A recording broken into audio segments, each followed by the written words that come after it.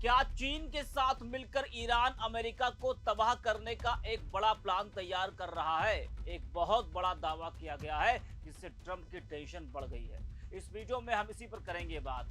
नमस्कार, 4 PM पर आप सभी का स्वागत है। दोस्तों, ईरान और अमेरिका के बीच लंबे समय से चला आ रहा तनाव लगातार चर्चाओं में है। इस तनाव के बीच पाकिस्तान खुद को मध्यस्थ की भूमिका में पेश कर रहा है। पहले दौर की बातचीत बेनतीजा रहने के बावजूद इस्लामाबाद में दूसरे दौर की तैयारियां जोर शोर से कर ली गई हैं। खबर थी कि अमेरिकी डेलीगेशन कल इस्लामाबाद में ईरान के साथ होने वाली दूसरे दौर की बातचीत में पाकिस्तान पहुंचने वाला है, मगर अभी तक साफ नहीं हो पाया है कि अमेरिकी डेलीगेशन पहुंचा कि नहीं। दूसरी ओर ईरान ने पहले तो बैठक में शामिल होने से इनकार कर दिया था, लेकिन बाद में उसके रुख में कुछ नरमी की बातें सामने आई। फिर भी ईरान की ओर से कोई आधिकारिक बयान अभी तक नहीं आया है कि वो पाकिस्तान में होने वाली दूसरे दौर की बातचीत में शामिल होगा या फिर नहीं। ऐसे में दोस्तों, हालात कुछ ऐसे हैं जैसे मंच सज चुका है, लेकिन मुख्य किरदारों की मौजूदगी पर सवाल खड़े हो रहे हैं। पाकिस्तान की पहल कितनी सफल होगी या अब दोनों देशों के कदम पर निर्भर करेगा। इस बीच इससे पहले खबर आती है कि चीन की मदद से ईरान मिसाइल बना रहा है। जी हाँ, पत्रिका की इस खबर को आप देखिए। लिखा है कि अमेरिका ईरान तनाव बढ़ा, ईरान के जब्त जहाज में मिला मिसाइल रसायन। क्या चीन की मदद से मिसाइल बना रहा ईरान?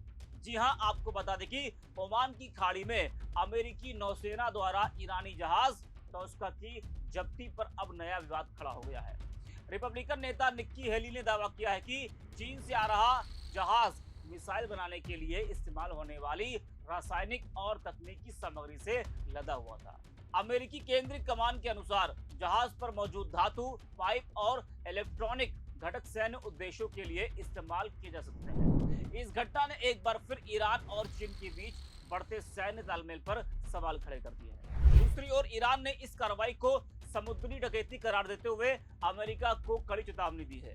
अमेरिका की रिपब्लिकन नेता निक्की हेली ने दावा किया कि अमेरिकी नौसेना द्वारा जब्त किया गया ईरानी जहाज चीन से आ रहा था और उसमें मिसाइल बनाने के लिए रासायनिक सामग्री मौजूद थी। उनके अनुसार जहाज ने कई बार चेतावनी के बावजूद रुकने से इनकार किया। हेली ने कहा, यह एक और याद दिलाता है कि चीन ईरान के शासन को मजबूत करने में मदद कर रहा है। हालांकि इस दावे की स्वतंत्र पुष्टि नहीं हुई है, लेकिन इससे क्षेत्रीय तनाव और बढ़ सकता है। अगर यह दावा सही साबित होता है तो चीन की भूमिका पर भी वैश्विक स्तर पर सवाल उठ सकते हैं। जी हाँ दोस्तों, अमेरिकी सेना ने ईरानी झंडे वाले मालवाहक जहाज टॉस्का को ओमान की खाड़ी के पास जब्त किया था। यह जहाज Islamic Republican of Iran shipping line समूह से जुड़ा बताया गया है, जिस पर पहले से ही अमेरिकी प्रतिबंध लागू है। जी हाँ, तो अमेरिका की रिपब्लिकन नेता निक्की हेली ने ये एक बड़ा दावा किया है। दोस्तों, आज सत्ता की आंखों में आंखें डालकर पत्रकारिता करना मुश्किल हो गया है। हमारे 4 PM नेशनल यूट्यूब और फेसबुक चैनल को, जिसे आपका प्यार और विश्वास हमेशा से मिलता रहा, उसे बंद करके सरकार ने यह साबित कर दिया है कि वो आपके सवालों से कितना डरती है। मुश्किल दौर है, लेकिन हम ना रुके थे और ना ही रुकेंगे। हम सच के लिए हमेशा लड़ते रहेंगे। ऐसे में 4 PM यूपी को आप लोग ज्वाइन करें और निष्पक्ष पत्रकारिता को जिंदा रखने के लिए जितना हो सके उतना हमारा आर्थिक सहयोग भी करें। आपके सहयोग से ये जंग हम जीत कर रहेंगे। बता दें कि अमेरिकी नौसेना ने जो ईरानी जहाज जब्त किया, बताया जा रहा है कि वो जहाज चीन से आ रहा था और उसमें मिसाइल बनाने के लिए रासायनिक सामग्री मौजूद थी। तो क्या चीन की मदद से ईरान कोई खतरनाक मिसाइल बना रहा है अमेरिका को सबक सिखाने के लिए? क्या चीन ईरान की दोस्ती इस युद्ध के बाद बढ़ी है? कई सवाल खड़े हो रहे हैं। आपको बता दें कि चीन ईरान का पुराना सहयोगी देश है।